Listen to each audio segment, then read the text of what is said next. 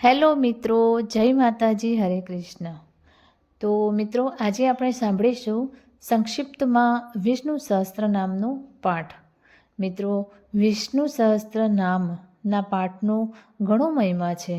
આમ જોઈએ તો વિષ્ણુ સહસ્ત્ર નામ એટલે કે ભગવાન વિષ્ણુ નારાયણના 1008 નામ સાંભળવાથી કે કરવાથી પાપોનો નાશ થાય છે.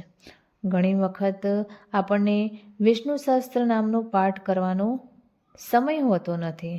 જ્યારે આપણી પાસે થોડો પણ સમય હોય ત્યારે આ હરિનું સ્મરણ કરી લેવું, ત્યારે વિષ્ણુ સહસ્ત્ર પાઠ સાંભળી શકાય.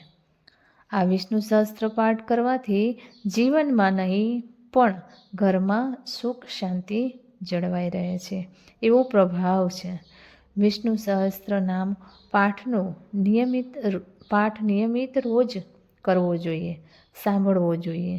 પરંતુ ખાસ કરીને એકાદશી, પૂર્ણિમા, અમાવસ્યા કે કોઈ ખાસ તિથિ કે વારે આ પાઠ કરીએ તો ઉત્તમમાં ઉત્તમ ફળની પ્રાપ્તિ થાય છે. તો મિત્રો, આવો આપણે જાણીએ સંક્ષિપ્તમાં વિષ્ણુ સહસ્ત્ર નામનો પાઠ.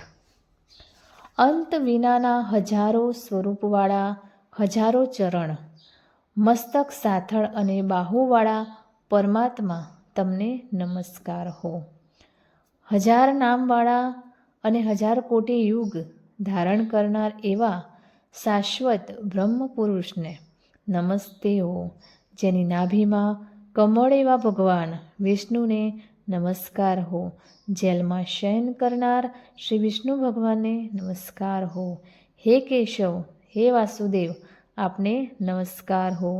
જે વાસુદેવની વાસનાથી ત્રણેય લોક વાસનાવાળા છે અને જે સર્વ પાણી પદાર્થના નિવાસ સ્થાન છે, એવા વાસુદેવને નમસ્કાર હો.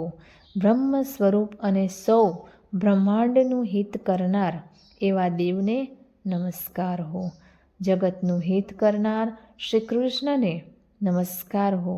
ગોવિંદ સ્વરૂપને નમસ્કાર હો.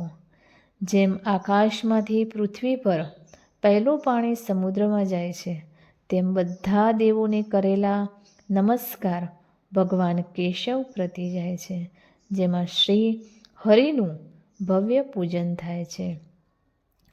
એવા આ માર્ગ નિષ્કૂટ છે અને હરિના ભજન પૂજન વિનાના માર્ગને કુમાર્ગ જાણવો. બધા વેદો જાણવાથી જે પુણ્ય થાય છે અને સર્વ તીર્થ યાત્રાથી જે ફળ મળે છે, તે સમગ્ર કુળ દુષ્ટોનો નાશ કરનાર શ્રી વિષ્ણુ ભગવાનની સ્તુતિ શ્રદ્ધાપૂર્વક કરવાથી મળે છે. જે મનુષ્ય શ્રી હરિના મંદિરમાં નિત્ય 3 વાર પ્રભાત, મધ્યાહ્ન અને સાયંકાળ 2 વાર કે 1 વાર પણ આ વિષ્ણુ સહસ્ત્રનો પાઠ કરે છે, તેના સર્વ પાપ કર્મો નાશ પામે છે. જે મનુષ્ય આ સ્ત્રોતોનો પાઠ ભાવ ભક્તિથી કરે છે, તેના શત્રુઓ બળી જાય છે, તેના ઉપર સર્વ ગ્રહો શાંત રહે છે અને તેના સર્વ પાપ વિનાશ પામે છે.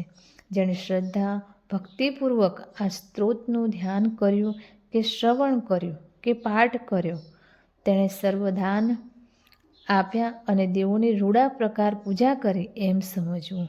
જે મનુષ્ય દરેક 12ને દિવસે મારી સમીપ આ સહસ્ત્ર નામના પાઠ કરે છે, તેણે આ લોક પરલોકમાં કોઈ પણ ઠેકાણે ભય રહેતો નથી અને તેના કરોડો કલ્પના પાપ ધીમે ધીમે ઘટતા જાય છે. હે અર્જુન, જે મનુષ્ય પીપળાની પાસે કે તુલસીના પાસે બેસીને નિત્ય શ્રી વિષ્ણુ સહસ્ત્ર નામનો પાઠ કરે છે, તે કરોડો ગાયોના દાનનું ફળ પામે છે. વળી જે મનુષ્ય નિત્ય શિવાલયમાં અથવા તુલસીના વનમાં બેસીને નિત્ય શ્રી વિષ્ણુ સહસ્ત્ર નામનો પાઠ કરે છે, તે મોક્ષને પામે છે, એવું ચક્રધારી ભગવાનનું વચન છે. ઇતિ શ્રી જન્મ મહાભારત ભીષ્મ યુધિષ્ઠર સંવાદે શ્રી વિષ્ણુ દિવ્ય સહસ્ત્ર સ્ત્રોત સંપૂર્ણમ. શ્રી કૃષ્ણ શરણમ મમ. જય માતાજી, જય શ્રી કૃષ્ણ. તો વિડીયો ગમ્યો હોય તો લાઈક, શેર અને સબસ્ક્રાઈબ કરી દેજો. ફરી મળીશું આવા જ એક નવા વિડીયો સાથે. ત્યાં સુધી નમસ્તે, જય શ્રી કૃષ્ણ.